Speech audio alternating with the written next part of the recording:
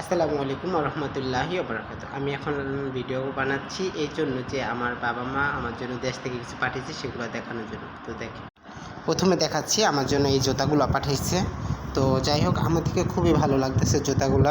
আমি জানি না কার থেকে কেমন লাগতেছে, সো আমার থেকে অনেক সুন্দর লাগতেছে। তারপর আমি দেখাবো এখানে আমার জন্য অনেকগুলো আচার পাঠিয়েছে। এটা হচ্ছে মিষ্টি আমের আচার, এটা টক আমের আচার, এটা হচ্ছে বড়ি আচার, আর এটা হচ্ছে আমের সত্ত্ব, মানে আমরা বলি আম সত্ত্ব। সো